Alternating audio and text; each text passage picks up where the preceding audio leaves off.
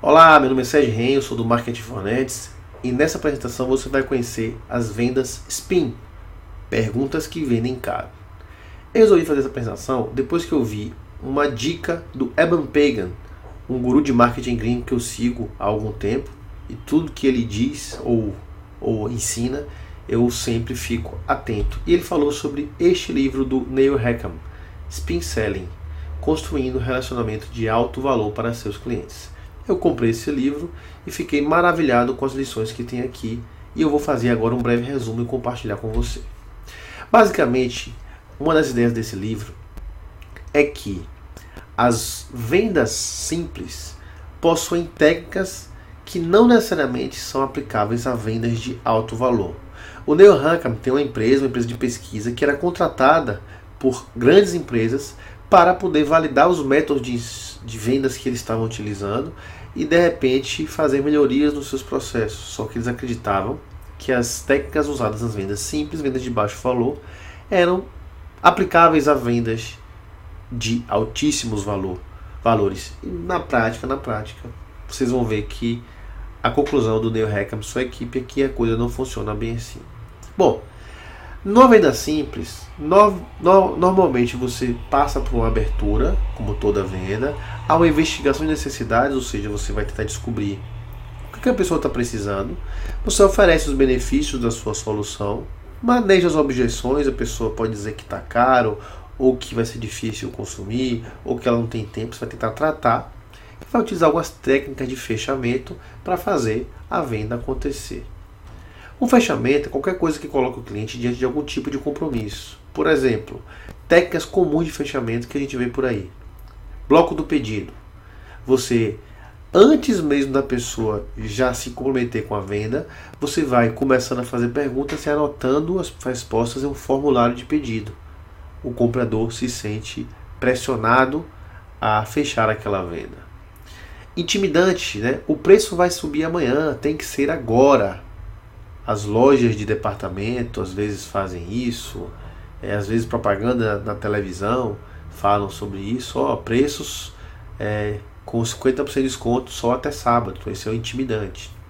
A última chance, se não for agora, babau, essa aqui é a última unidade que eu tenho, e se você não levar agora, você perdeu essa oportunidade. O fechamento ou. Você prefere que eu entregue esse produto para você na terça ou na quinta? O pessoal de telemarketing usa muito isso, né? Começa a te fazer perguntas e você vai respondendo, você não tem nem chance de respirar. E aí ela já vai fazendo. Você prefere o vencimento no dia 5 ou no dia 15? Suposição. Onde quer que eu faça a entrega? Né? A pessoa já está pressupondo que você já aceitou a compra, já está te perguntando algo que é pós-fechamento da compra. Né? Onde você quer que eu faça a entrega? Então, essas são algumas técnicas comuns de fechamento que o livro do Neil Rackham fala. Só que, como eu já comentei, para ele e para sua equipe, isso é com base em muitos estudos muito bem documentados e muito bem estruturados, as técnicas de vendas utilizadas para as vendas simples, vendas de pequeno valor, não funcionam em vendas grandes. Essa é a conclusão que eles chegaram.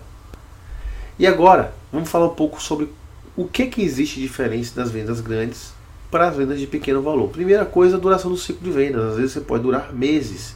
Se você vende, por exemplo, um software caríssimo para uma grande empresa, às vezes o processo de decisão ou de negociação pode durar meses, ou até mais de 1 ano, ou 2 anos. O grau de compromisso do cliente é muito mais alto, porque as decisões que ele vai tomar são complexas. É muito diferente eu arriscar comprar um produto de R$20. De repente, por exemplo, se eu vou comprar um jato, um Boeing, as decisões são muito mais complexas, o risco é muito maior. E também existe um relacionamento contínuo, um pós-venda. Né? Se eu passo na rua e compro uma caneta Bic, talvez eu jamais precise interagir com esse vendedor. Mas numa venda de alto valor, provavelmente eu vou ter suporte, eu vou ter garantias, eu vou ter upgrades, eu vou ter um relacionamento mais longo. Então o risco de erros, né, na decisão aí de uma venda grande é muito alto. Bom, numa visita de vendas você tem normalmente aí 4 fases. A abertura, que é aquele aquecimento, aquela preparação para o processo de venda propriamente dito.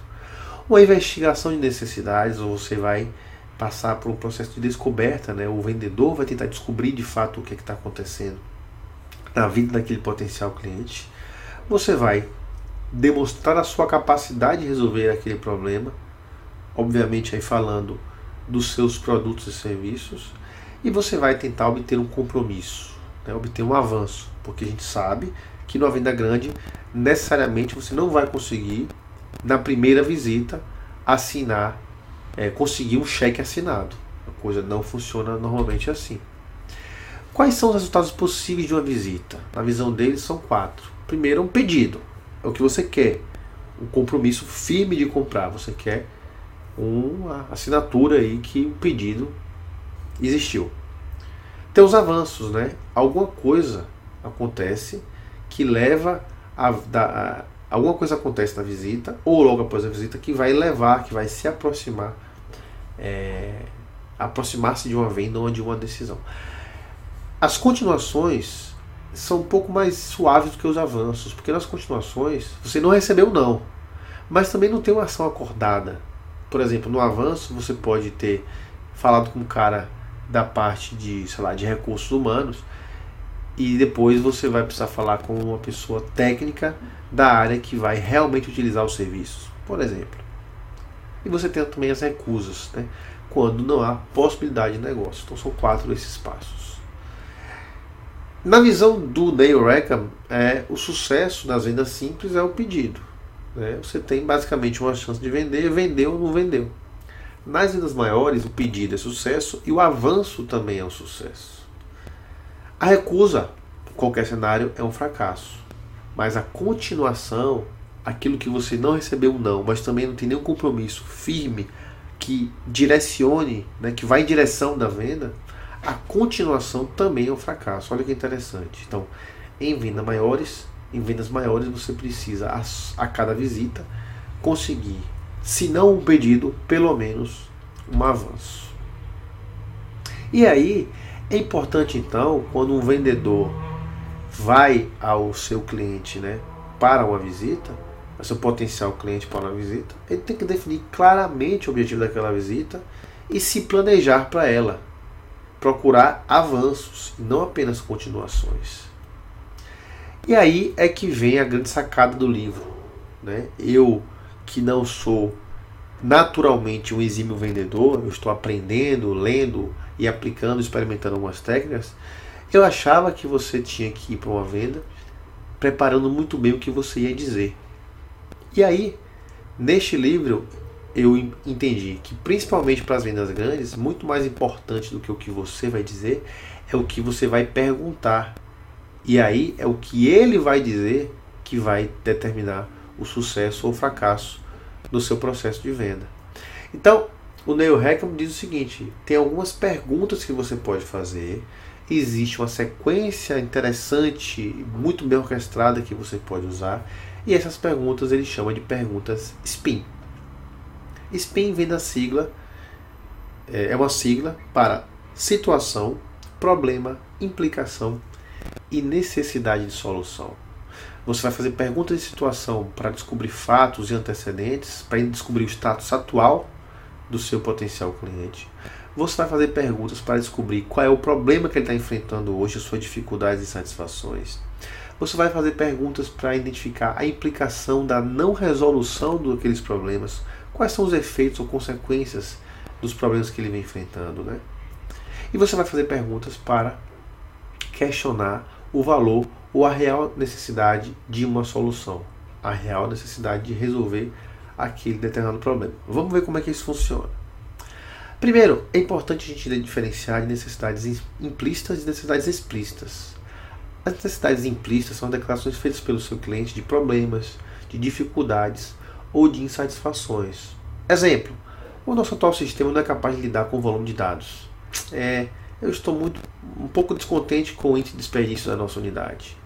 Nós não estamos satisfeitos com a velocidade do nosso processo existente. Observe, são dificuldades, são insatisfações, estão implícitas. Ele não está claramente dizendo que não tem um mega problema. Agora você vai entender melhor a diferença. Porque nas explícitas ele é especificamente claro quanto a vontades ou desejos. Exemplos: precisamos de um sistema mais rápido. Isso é explícito. É diferente de eu estou um pouco insatisfeito com a velocidade do nosso sistema. O que estamos procurando é uma máquina confiável. De novo, está dizendo, eu desejo uma máquina mais confiável. Eu gostaria de ter maior capacidade de backup. Ele explicitou. Percebeu a diferença? As necessidades implícitas são dificuldades, são insatisfações.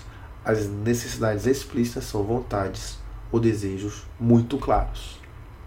Então, nesse processo de você fazer as visitas, e hoje, inclusive, a gente sabe que essas visitas não necessariamente são presenciais, você pode ter essas visitas através de telefone, conferências via internet, até o WhatsApp você pode. O fato é que você quer levar o cara nessa escadinha. Muitas vezes quando você começa uma conversa, o cara já pensa, ih, lá vem esse cara com esse papo de vendedor. Eu não tenho um problema, aqui está tudo quase perfeito. Muitas vezes o vendedor dá meia volta e vai embora aí. Se você souber fazer as perguntas certas, talvez você consiga fazer com que ele próprio diga, de fato, eu estou um pouco insatisfeito com o que eu estou enfrentando aqui agora. Isso são o quê? Necessidades implícitas. Se você continuar nesse processo investigativo, você vai, de repente, conseguir que ele diga, rapaz, de fato eu tenho problemas com tal coisa. E o Nirvana, o ponto máximo do desenvolver necessidades é que você consiga que ele diga, rapaz, eu preciso mudar imediatamente, eu preciso tomar uma decisão rápido e resolver esse problema urgente. Como conseguir fazer o seu potencial cliente andar e subir, na verdade, por essa escadinha aí?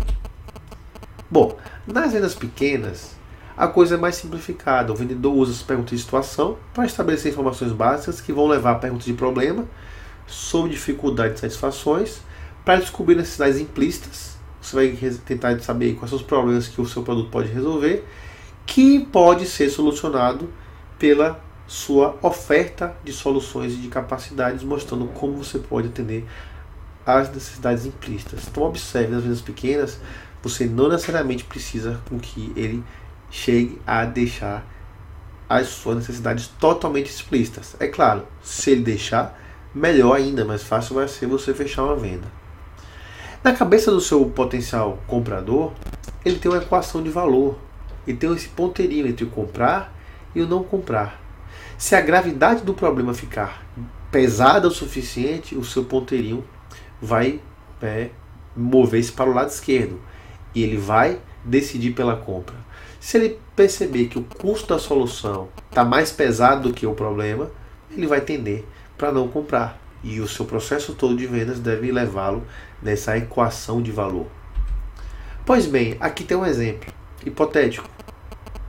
Nesse caso, a solução de um produto qualquer custa R$120 mil. Só que você, fazendo as perguntas certas, pode fazer com que o seu potencial cliente explicite que de fato o sistema que ele usa hoje é difícil de usar, ele gasta 25 mil por ano com treinamentos, ele tem uma alta rotatividade, ele tem um custo alto de hora extra e terceirização, ele tem tido perda de qualidade. Então, se você conseguir investigar, o problema vai ser agravado e o ponteirinho vai pender aí para o lado da compra. Você precisa aprender a construir essa equação de valor. É importante, então, você diferenciar o que são características, vantagens e benefícios. Isso vai fazer uma grande diferença e você já vai saber por quê. Características descrevem fatos, dados, realmente as características técnicas do produto. Se você reforça muito as características, você vai trazer de volta, vai explicitar do lado dele, provavelmente as preocupações com preço. Você tem que dar um passo além, você tem que mostrar as vantagens, como seus produtos ou serviços ou as suas características podem ser usadas para ajudar o seu cliente. E aí ele pode ser que ele traga algumas objeções, algumas ressalvas. Os benefícios demonstram como os produtos ou serviços atendem às necessidades explícitas e expressas pelo cliente. Então a resposta provável aí, esse RP de resposta provável, provavelmente é o apoio ou aprovação. Se eu digo que eu preciso resolver urgentemente algum problema, e se você me diz que o seu produto ou serviço resolve exatamente o meu problema, provavelmente eu vou ficar interessado e vou te dar um ok. Me fale mais sobre isso. Essa aí é uma foto de uma ilustração do livro que basicamente quer dizer o seguinte. Vamos começar na parte de baixo. As características técnicas do seu produto, se você só falar sobre elas, elas têm um baixo impacto no cliente sempre. Claro, nos primeiros contatos esse impacto é muito maior, mas se você ficar o tempo todo repetindo as características técnicas do seu produto, isso vai deixar de ter importância ao longo do tempo. As vantagens no começo fazem muito impacto, causam muito impacto, mas elas caem rapidamente, porque as necessidades para vendas longas, de ciclos longos, vendas de valores altos, caem rapidamente.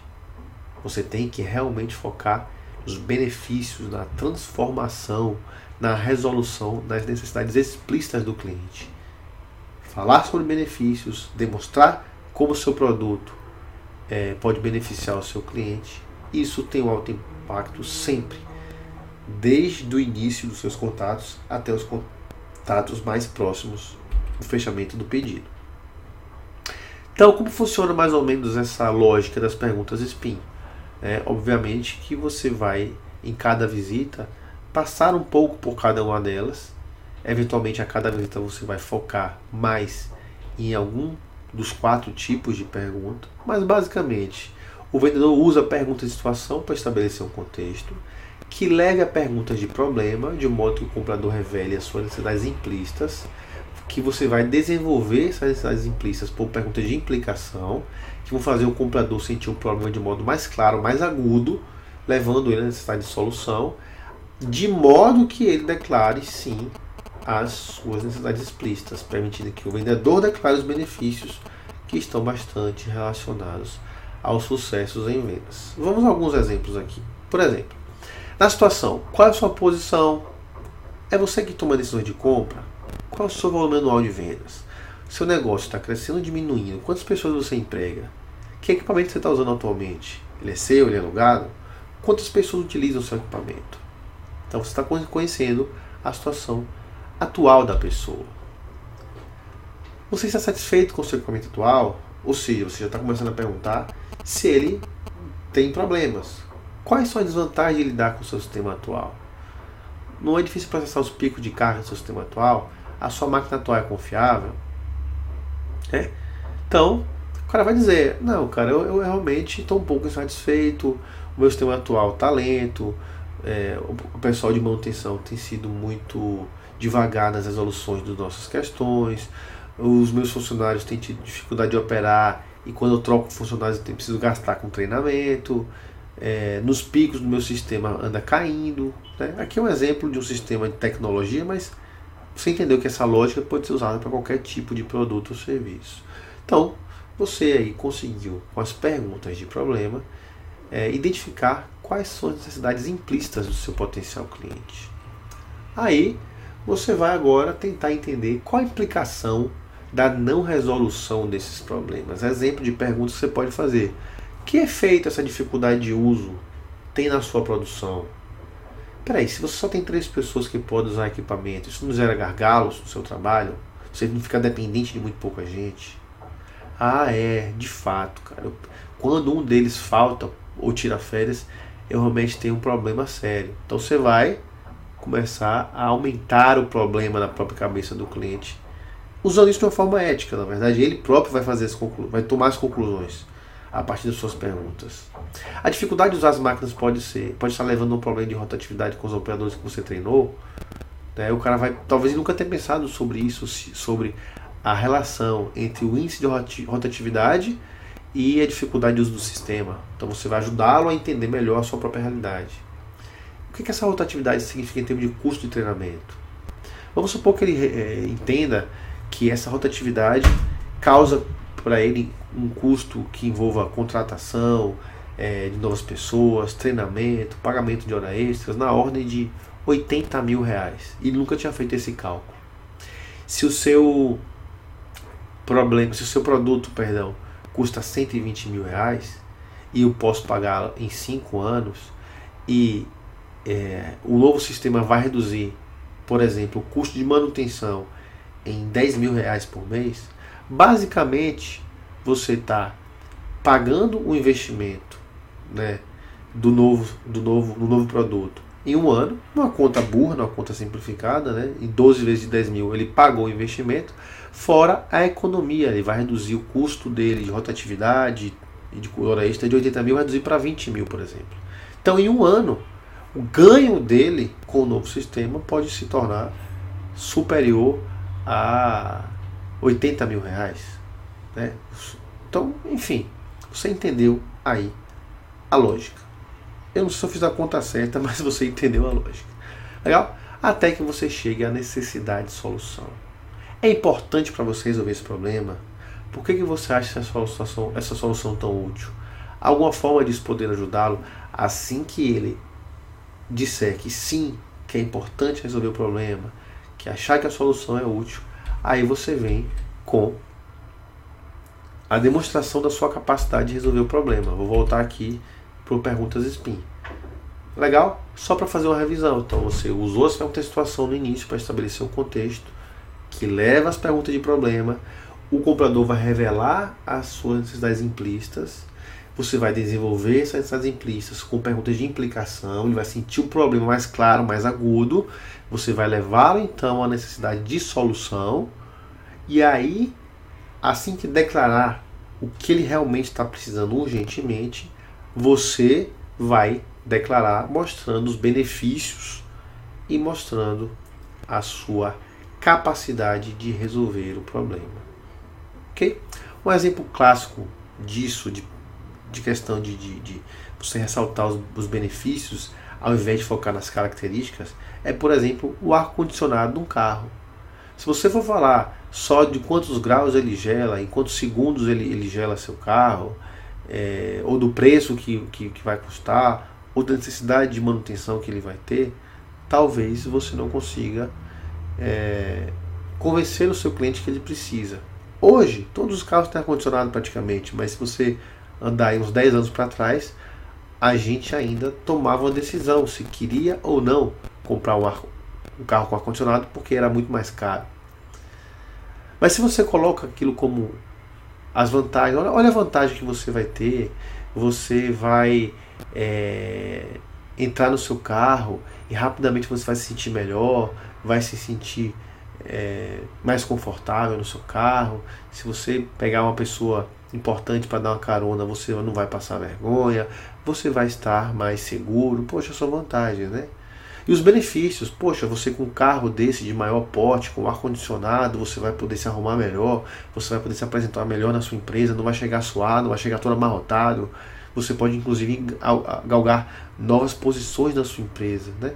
Observa, essa analogia que eu estou fazendo aí do ar-condicionado não se aplica muito à questão das vendas de alto valor, mas serviu para ilustrar um pouquinho para você o quanto é importante você, nesse diálogo com o seu potencial cliente, fazer ele explicitar suas necessidades. Você pode perguntar: alcançar uma promoção seria bom para você nesse estágio de vida? Seria. Ter um carro melhor, uma aparência melhor, pode te ajudar em conseguir uma nova promoção? Sim, poderia, né?